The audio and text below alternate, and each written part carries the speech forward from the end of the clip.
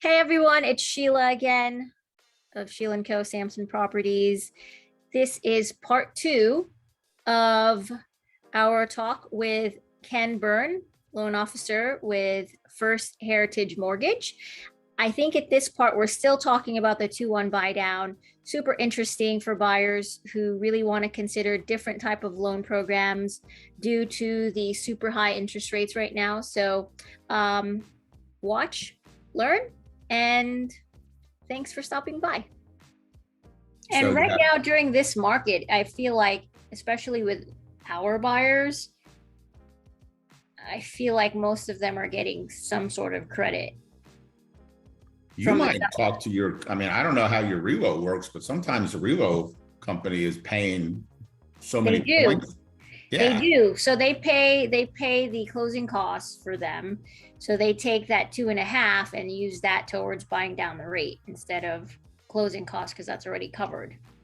Right. And so then what I also say is to our buyers is match that 2.5 or part of it so that you can, maybe even possibly buy down even more, or, pay towards the points or whatever. So right. So what you need to ask them is say, hey, if rates are 7.25 and you're going to pay 2.5 points and get this isn't the real rate, it's just an example rate, but you're going to get 6.5 by paying those 2 points.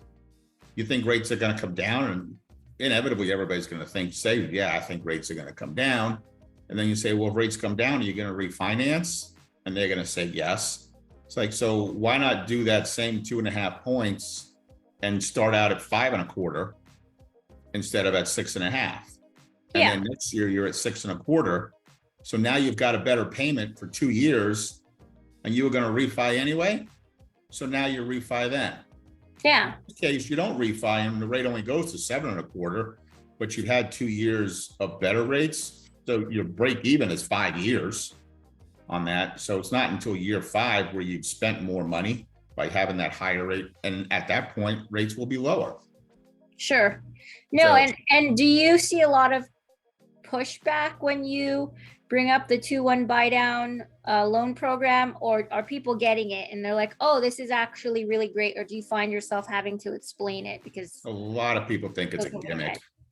A lot of people think it's a gimmick, but you tell them that this was actually around a long time ago. This isn't anything new. It's been around forever. It never went away. It's just we never used it because we never needed to. Probably because people never wanted to pay points.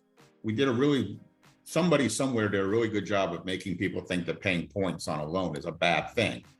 But my thinking is, if you're doing a 30-year fixed rate loan and you can break even in 4 years by paying points, why are you not paying as many as you can afford?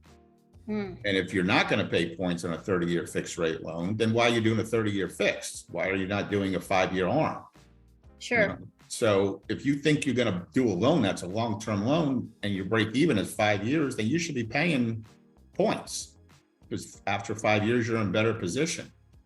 So the thinking still is the realtor has to be on board with it and the seller has to pay it. Yeah, I don't foresee there being issues with sellers wanting to pay for that, because a lot of these homes are just sitting and sitting and sitting. And if you get a smart enough realtor who can actually explain this type of loan program to a buyer, and you already have a seller who's willing to pay 2.5 points just to get the deal done, then it's a no-brainer. And I would definitely, if I was buying a house right now, that's definitely a program I would definitely consider, because it makes sense. Yeah. And what's the likelihood of rates going down in 48 months? And honestly, though, just to be, at the rates that they're at right now, that's normal. We've just had really, really low rates for the last several years. Right. People think, 2.5% is normal, but that's not. That was just unbelievably low. Right. We had 2 years of COVID rates, and now everybody thinks that those are where rates are supposed to be. And honestly, I don't think we're ever going to see them again. So why are you can't sit around and wait. I'm going to wait for 3% to come back. You're never going to buy a house, because we never had 3% before. So when you do a statistical analysis, you always throw out the high and the low. So you got to throw out those last 2 years because they're not likely to ever happen again. And if you've got a seller who's trying to sell their house, it might make sense for them to offer that money instead of reducing the price of the house. So instead of because if you reduce the price of the house $10,000 and somebody's putting 20% down, 20% of $10,000 is what, $2,000? So it's only saving them $2,000 out of pocket, and Right. $60 a month in payment.